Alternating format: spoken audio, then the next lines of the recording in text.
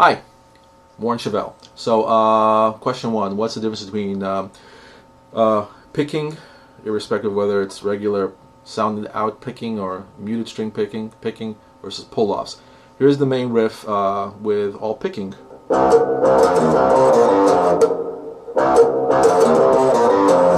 Here's that same riff with pull-offs.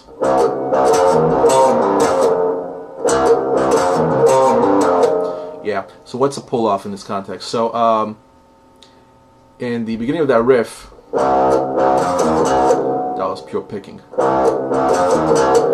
During the pull-off approach, you will,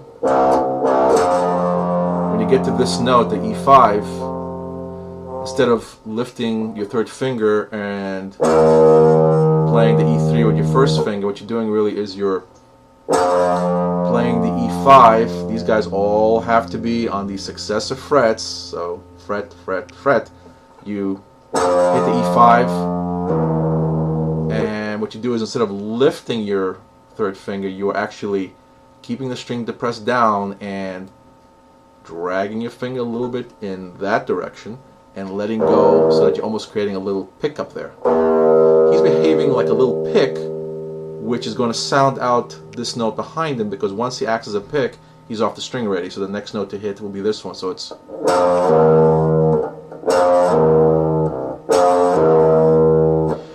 the guy behind him, this first finger on the E3, is going to do a similar thing to the next note, which is he's going, instead of just lifting him up to play two notes with your pick, you're going to play one note, and he's going to pull the string ever so slightly in that direction, and then let go to let the open string vibrate. So it's like,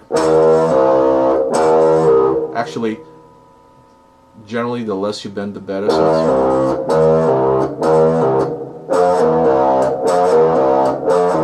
that's the two of them working in concert.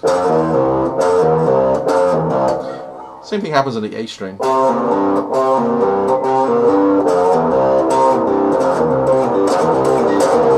So it's like,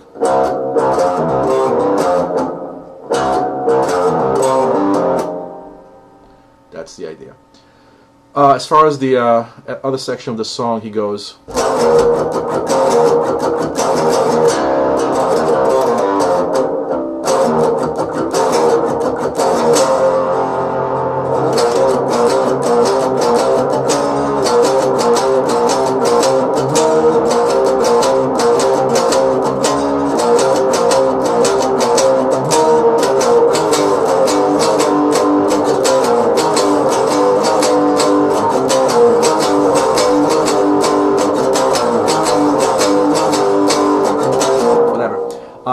yeah, so I'll just do the slow. All of these chords, and it's a ton of them, is just always based on having, you know, one of these fingers holding down on the same fret the E and the A string. So, you know, it's like, all I'm doing here is, you know, it's E5, A5, E3, A3. So it's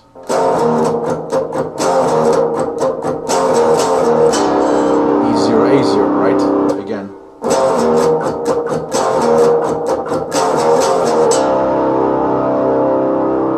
From there he starts to, in context it's like,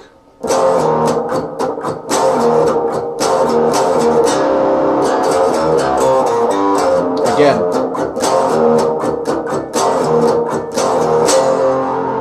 it's just a, on the fifth position, third position, back to the fifth position, but now bend two strings up to get that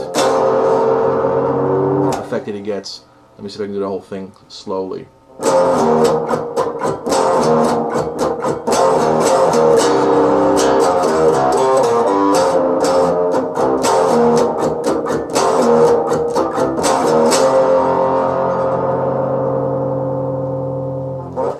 Then he goes,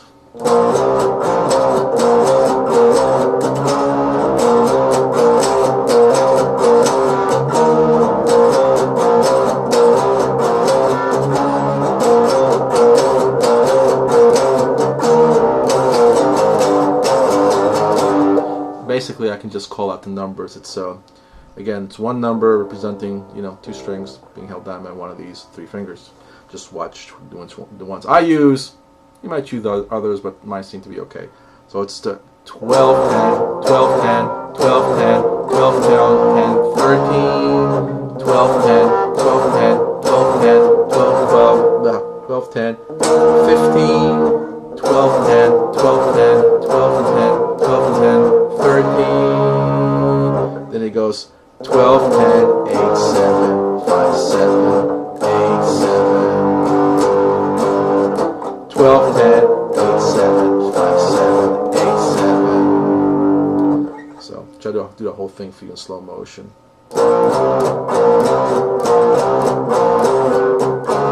Notice the upstroke, by the way, because those guys are coming in the upbeat when you're on the 13th fret and later on the 15th fret. So notice I'm actually, it just seems to work out best if I get those guys on the upstroke. So let me do that again.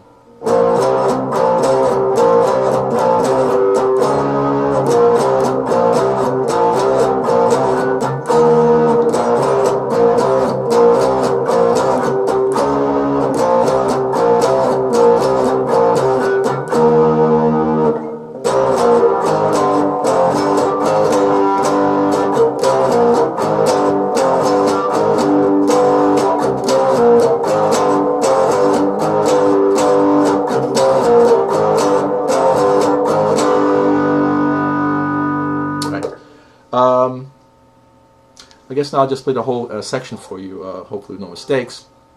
I'm pretty new to this guy too.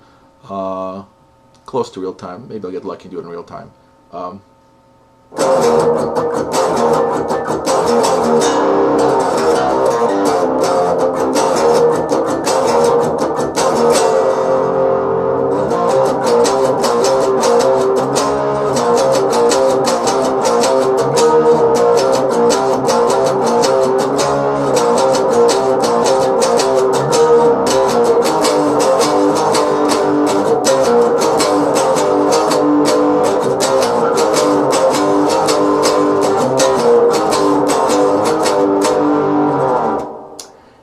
I bet a C+.